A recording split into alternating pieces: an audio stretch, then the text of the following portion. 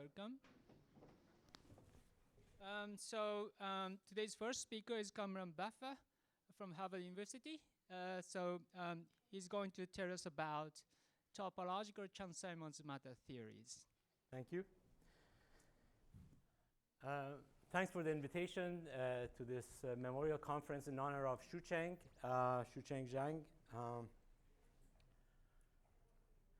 I met Xu Chang 3 years ago when I was visiting Stanford, and this was quite an experience for me. I was expecting somebody focused on condensed matter questions, and because I had read some of his papers and was very impressed with his insights, especially in the context of topological insights he had. I was expecting somebody who was really focused on condensed matter questions specifically, but I found quite surprising that his main interest was for me to explain what's going on in string theory and the things which have to do with new quantum systems we're getting in string theory in 6 dimensions. And it was not like a casual thing, oh yeah, so you guys are doing this. He said, okay, tell me all the details and so on. So he was really interested in learning. And I was quite impressed. It was not somebody who was trying to necessarily take that and apply it tomorrow to condensed matter system, but he just wanted to know for the sake of knowing and knowledge. And this was the thing that I was really impressed by. And it also shows through his work, that his work is really across fields and tries to connect different things. And he's not bound by one little viewpoint, but he wants to have a broader perspective. And I was really, really taken aback by that general view of things and the unity of physics across fields. And this was very inspiring, actually.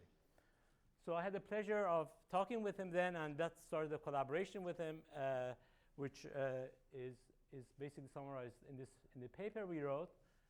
The paper we wrote was in addition with his student at that time, Bia, who's one of the organizers here today, and also with my son Farzan, who's working on condensed matter.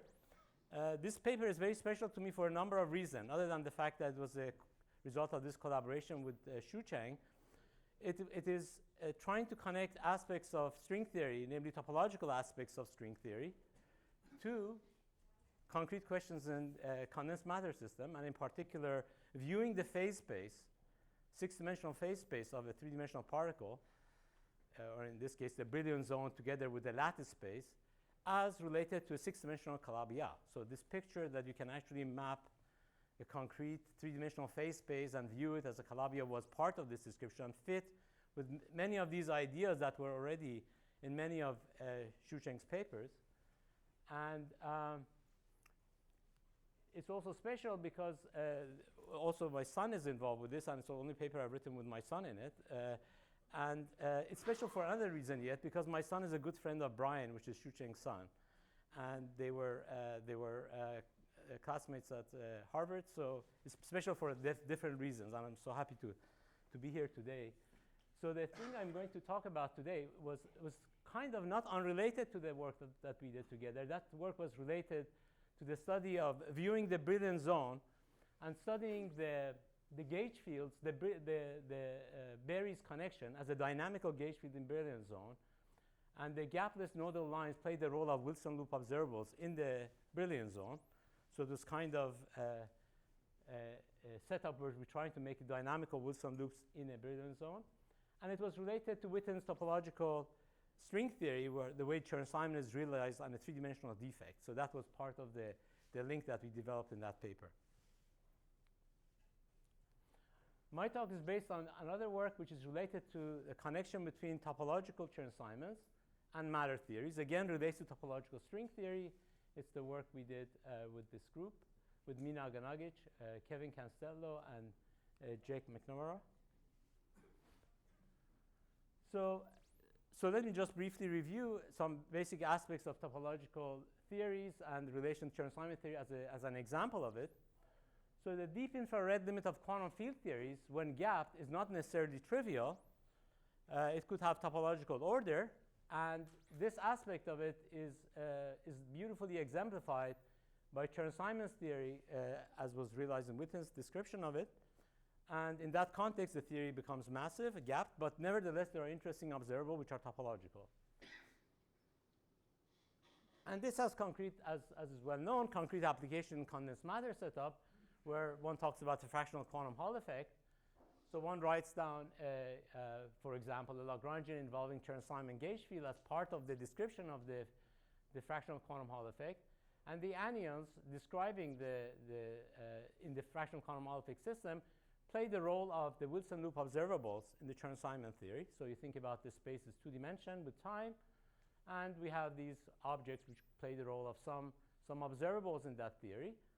And in particular, one studies the Wilson loop observables along these configuration, and braiding the anyons around each other and these fractional statistics and so forth relates to the fact that the braiding properties of knots in Chern-Simons are captured by topological aspects of this field theory. Even though it's gapless, it has even though it's gapped, it retains the information of this topology and nothing and so on. So this application is already rather well known, so I'm not going to talk too much about this. So the resultant theory, as I just said, is topological and depends on no metric or position data other than topological aspects. But some natural questions emerge. Is there any limit where one does not get completely topological but depend on some extra data? Could there be a condensed matter system where it's kind of topological but not quite topological, that there's something left? And in particular, anyons are dynamical objects in condensed matter systems. So somehow here they are played by the role of observables. So they're not dynamical in the Chern-Simons setup. Is there a setup in which the anyons become dynamical? Well, in the physical condensed matter system, they are dynamical objects. But the question is, can one describe the anyon as part of a topological system also? So can we have a bigger topological system where anyons also are part of it? And thirdly, is there a topological system which is not Lorentz invariant? Now, this sounds like a contradiction almost in terms. How could we have a topological theory which is not at least Lorentz invariant? Well, the topological could be in a broader sense. That means the broader in the sense that it's topological, but based on some particular structure, which I will try to mention further. And in fact, this kind of idea has already been proposed by Wen and others in the context of condensed matter system of topological theories of class of type H, even though no concrete realization has been given in that context. But the idea is that somehow the theory retains the information that there's a time, that the space and time is not quite it's not quite symmetric in the exchange of space and time. There's some information left over about that, but still topological. So could we have topological system which is not quite topological, which somehow retains some information about splitting between space and time? So these are three questions that may naturally arise, and in the work I'm going to tell you, I'm going to propose one concrete example where these ideas can be realized. So to put this in the proper setup, I should go back and talk about the deep link between supersymmetric theories and topological field theories. And an example is the following. Consider a quantum mechanical system with discrete energy spectrum. In the deep infrared, one may expect to get a trivial theory. Because you just have nothing left, you just get the ground state. But this is not necessarily so, and the deep infrared leads to minimal energy states, the ground states, but the ground states may be degenerate, and their degeneracy may be protected by some topological reasonings. And in fact, this is well known in the context of supersymmetric quantum mechanics, namely the Witten index, which counts the trace of e to the minus beta h with plus or minus 1 to the fermion number, counts basically the number of ground states up to plus or minus signs. The excited states get cancelled in this sum. And so this integer is kind of robust topological invariant of a supersymmetric theory. So supersymmetric theory, their partition functions are basically the right setup to get invariance for topological systems. So it's a very natural way to get them.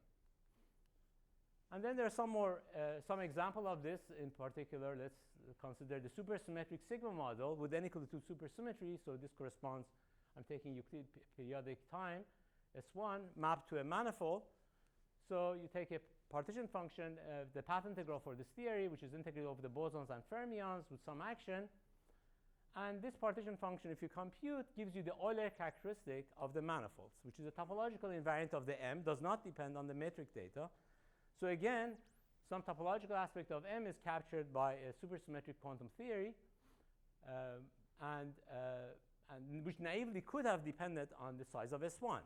The size of S1, which is that beta that appears here, does not appear on the right side here because only ground states contribute, and so therefore it's topological also in the sense that it does not depend on the metric sizes on S1, in addition to being topological invariance for M.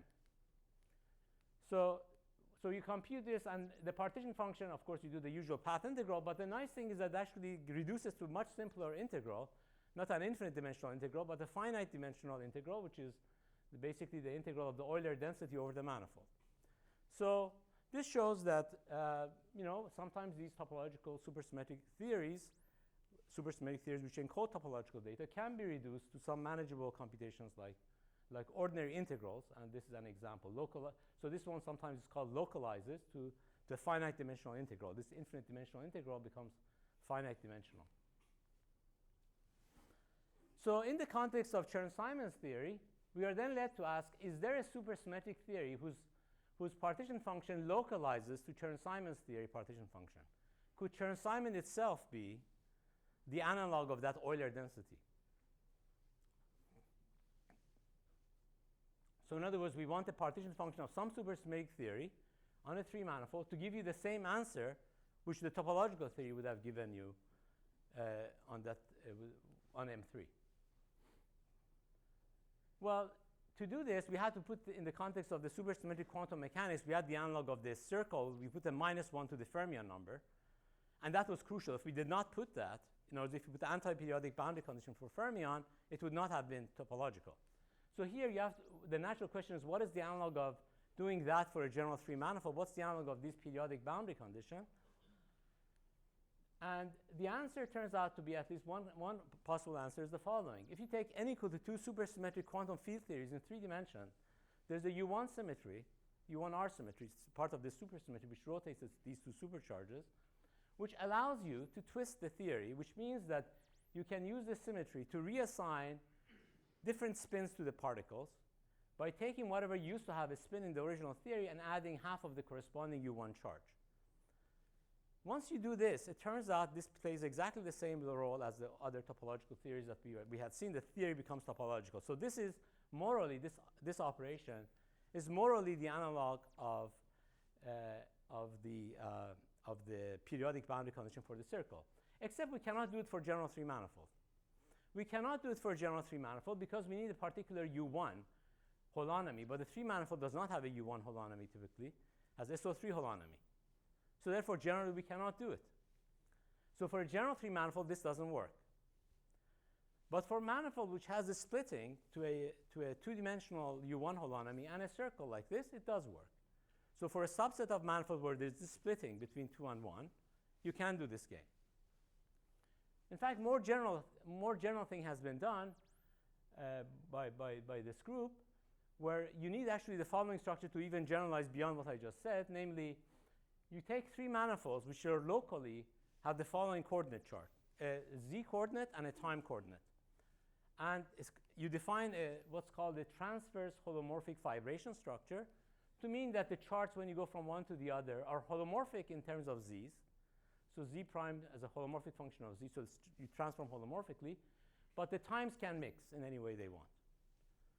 So the manifolds of this type are called transverse holomorphic fibration. And typically, these manifolds come with moduli, just like we had talked about Riemann surfaces with complex structures. Manifolds, 3 manifolds with transverse holomorphic fibration will have certain number of moduli, finite number of them, typically, and therefore, our answers will depend on the choice of that. But whatever we do, in principle, will not depend on anything but that. It does not depend on infinitely many metric information or anything like that. So what we want to do is to use only this transverse holomorphic fibration structure and no other data, no metric data or nothing, to define the topological theory. That's what the aim is. So if you have this transverse holomorphic fibration, notice that a holomorphic 1 form, I mean a dz form and a dz bar form are well defined, because when you do holomorphic transformation from z to z prime, it doesn't mix z with z bar. So this makes sense. So you can talk about 1, 0 and 0, 1 forms. You can also talk about the vector in the time direction, because ddt is the one which kills dz and dz bar, so that's also well defined. So therefore, the vector in the time direction is well defined. So the arrow of time, so to speak, is well defined. And The holomorphic and anti-holomorphic forms are also well defined for this transverse holomorphic vibration. So these are the only structures we can use. So this, if you take a two-dimensional spatial slice and follow the DDT, so if you follow what happens as you go around in time, then there's a natural direction DDT, so they can actually move around. So there's a natural foliation of these three manifolds by the time. So you can take any point and move around in time, but it does not have to be periodic. So even if the manifold is compact, what ends up happening is typically you won't get any closed orbits. The orbits will just go wherever they want to go, so they would not close. So typically, for generic cases, you get only a finite number of closed time-like orbits. So here I'm trying to do my best in drawing. It's not a great job, unfortunately, but you can see, for example, this one is a periodic foliation, and these two are periodic, but this one is spiraling out. It's not periodic. It's not closing, and this one also is not closing. So generally, they won't close, but you will have a finite number, typically, of closed orbits. And they might be knotted. For example, these two are knotted here. So the foliation in 3 dimensions, of course, you can have this knotted foliation between them, which are kind of linked like this. So let me give you an example, just so that you don't think it's always a product manifold. Sometimes it's a product, sometimes it's close to a product, sometimes it's not at all. So for example, 3-sphere is a manifold which admits a transverse holomorphic vibration. And the way you view it is that you view the 3-sphere as two complex coordinates, z1 squared plus z2 squared equals to 1. And you can think about the coordinate chart where you take one of the z's, and the DDT, you define the DDT time to be the rotation by θ1, the rotation in the θ1 direction and θ2 direction. And they cannot be both 0 because of this equation. So this DDT is a well-defined direction. So this gives you a local coordinate chart for S3, which is a transverse holomorphic vibration. The choice of this S3 depends on this parameter B about how you do the time, what's the ratio between these different angles, where θ1 and θ2 are the phases of the Z1 and Z2, which phases of the Z1 and Z2, what rate you go around them. So this 3-man transverse holomorphic vibration depends on one parameter. Another one is S2 times S1, which if you take Z comma T, you identify Z and T with the multiplication by Q and multiplication of T by Q, where T is not 0. So this Q is a parameter. You identify them. If you identify Z and T with this Z and T, this gives you a topology of S2 times S1, which is a non-trivial transverse holomorphic vibration, and depends on the parameter Q in this case. So you see, you get finite number of parameters typically. Now, Chern-Simons you can get, in fact, Chern-Simons from n equal to 2 theories on transverse holomorphic vibration. So this answers my first questions. Can you get Chern-Simons topological theory from a supersymmetric theory? The answer is yes. One way is the following. If your manifold is transverse holomorphic vibration, you can do what I just told you. You can twist, and you find the partition function of n equal to 2 Chern-Simons matter basically localizes to just the bosonic part, which is n equal to 2 Chern-Simon, which is just the usual Chern-Simon with no supersymmetry. So you can recover the usual Chern-Simon out of that. Except this is only on transverse holomorphic fibered manifolds that I just did, whereas Chern-Simon makes sense for any 3 manifolds. So this is only on that subset. I can realize it in this way as well. So how about, then it's natural to ask, what about Chern-Simons n equal to 2 theories coupled to matter? What if I do that? What's going to happen there? Well, if you do that, a proposal we make is that this localizes to Chern-Simons again, the usual Chern-Simons coupled to a matter, where the matter in this case is made of, if you just have a one matter field, let's say matter in some representation of this gauge group, consisting of a holomorphic one-form objects, dz forms and the dz bar forms, and derivatives. So here, the data here, psi d da, does not use any metric data. I'm just using the structure of the transverse holomorphic vibration. So nowhere here I've talked about the metric. So this is in that sense topological. But I am using the fact that there's a transverse holomorphic vibration structure. I know what dz means. At least the direction doesn't mix, and I know what dz bar means. So locally it will look like psi of z dt eta of z bar. This is not the usual looking interaction for a field. Usually you have derivatives in spatial part. This does not. So it's in some sense different from what we are used to, and that's why it has a chance of being actually topologically computable. And you can, of course, add a mass term to this. By the mass term, you can take the background gauge with the U1 part, let's say, of a U1 to have a ddt direction. So it gives you a kind of mass to these fields. So this looks like a kind of a matter field with a kind of dispersionless, if you wish, matter field coupled to Chern-Simons. So you can try to compute the partition function of this in a local setup. So take your space to be complex plane times S1. And as you go around the S1, suppose you rotate the plane by an angle Q is equal to, by Q equals to e to the I theta, where the theta is a rotation angle. So if you do this identification, then you can think about this as doing trace of e to the I theta J0 e to the minus beta h. And you can show that the matter, you can integrate out the matter, because there's only one closed orbit for the matter. The matter is just, it's boring in a sense because it's just temporal movement. But there's no closed time orbit except for one. So all of the other contribution will be infinite action. So they will be not contributing. And so you only get contribution from just one of them, which is at the center. And at the center, you just get the contribution of the boson going around the circle. And you get a very easy computation in this form. Determinant of 1 minus q to the n, e to the minus beta m, times u, where the u is the holonomy around this circle, the closed orbit, product over all n. This will be the result of integrating out the matter field. But you still have to integrate the gauge field. Well, that you have to do, just insert that as in the Chern-Simons and do the computation. So integrating the matter field boils down to the computation on the closed orbits. You get a product like this, and then you get infinite products of these observables of Chern-Simons, and you can do that computation explicitly. So you can actually do the integral of these Chern-Simons matter theories and compute them, and you get well-defined answers. So for example, if you take S2 times S1, in the context of n equal to 2 supersymmetric theories that I was telling you about, this is what's called the superconformal index. So the superconformal index of this theory turns out to be related to doing this computation in Chern-Simons theory, which is this Chern-Simons matter theory and this geometry. And also in the context of n equal to 2 theories, people have studied the partition function of the 3-sphere with what's called the squash 3-sphere. In that context, you get the correlations involving Wilson loop observables U1 and U2, which correspond to the 2 Wilson loops which are Hopf length in the S3.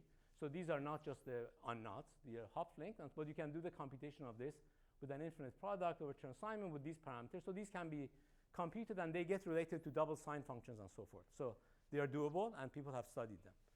So you get interesting objects just by studying these answers. So what is the connection of this with topological string? So I actually cheated a little bit. I started not from the way we actually came up with this theory, but from an easier way to explain it. The way we came up with this theory was to notice that the topological string, which is in 6 dimension, doesn't not only have a 3-dimensional defects, but it has 5-dimensional defects. So Kapustin and Orlov had already noticed that we can introduce what's called the coisotropic branes, which are 5-dimensional defects in the Chern-Simons, in the topological string theory. And so it was natural to ask, what system do you get if you introduce that object in the context of these defects? So if you take Chern-Simons, these 5-dimensional objects will include the Chern-Simons, but also will have 2 extra directions. So you can take a matter stretched between the 5 and the 3, and this will give you the matter of this, which is coupled to the Chern-Simons theory. And you can ask, what is the effective theory that you get? And that's how we came up with the theory that we wrote for you. So this is the effective theory of 5 branes, which are interacting with these 3 branes, which is in this case realized as Chern-Simons coupled to topological matter. Of course, it's natural to ask, what about the theory on the 5 brane as well? And in that case, it turns out the coisotropic brane gives you a 5-dimensional version of Chern-Simons, which is non-commutative. And that actually has not been studied neither by string theorists nor by condensed matter people. And I think it would be interesting to study these theories on these topological string and these 5D non-commutative Chern-Simons theories, which naturally leads to these topological matter. It will also be interesting to try to realize this system in the context of condensed matter system. For example, in the toric code of Kitaev, for example, you have these anionic stuff which are part of the game. And could it be that those realize, in the context that I'm talking about, the dynamical aspects of these theories, there's the topological aspect of this theory, could they be realized in concrete condensed matter setups such as the Kitaev model? So I think I've run out of time, so I better stop. Thank you.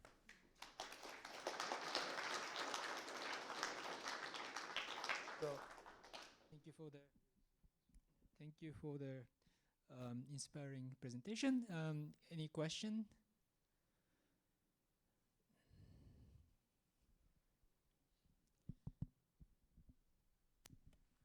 Just a simple question. So in the last slide, when you say the higher dimensional Chern-Simons theory, does that mean still a vector field, higher dimensional Chern-Simons, Yes. or the higher tensor? No, Is it just the possible? usual gauge, the one form. Do you There's have a one the form, higher? but the difference here is that there's a background which has to do with turning on some field, which in the quasotropic brane turns out to be related to turning on a field strength. So you turn that on so that the quasotropic brane condition is satisfied. That is equivalent to making the theory non-commutative in the phi brane. So that actually resolves the problem, because the problem is that the usual Chern-Simons has ADA, so the kinetic term is funny. Precisely this solves that problem, so that shifting to this background gives you a quadratic kinetic term, so actually it does make sense to study this theory. The questions?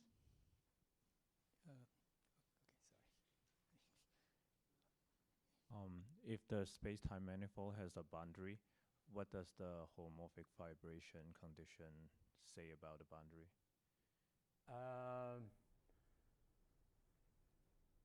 I would think that it was roughly the same thing as what you would do in the case of a Riemann surface times time. So basically that's modeled after Z and T. So you take a boundary for a Riemann surface.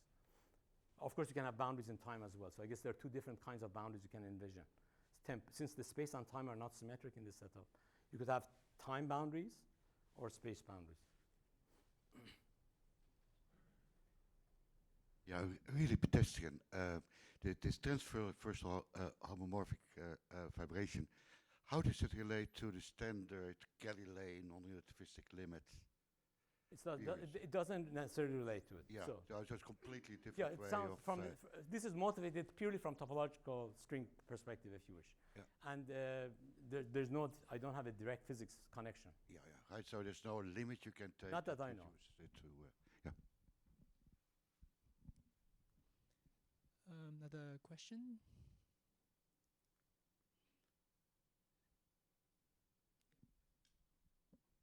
I have a somewhat out there question, but since you have separated out time, can you introduce some directionality into temporal dynamics in this kind of theory? I think if it's orientable, you can, right? So I mean, in principle, but that was not a focus, but in principle, you can. Further question? Just a very simple question. When you flashed the title page, it didn't have an archive number. Oh, it didn't? Is that? It is. I can give it to you. I don't remember. But if you just... I tried. Oh, it's not? Couldn't what? find it. Couldn't find it? Well, this paper is to appear. No, which one? No, which one are you talking about? You're talking about the paper with Xu Chang or with... No, the next one. This one? Yeah. It is. I will check it for you. I got it from somewhere. No, it is not an archive. If there's no further question, let's thank Cumrun again. Thank you.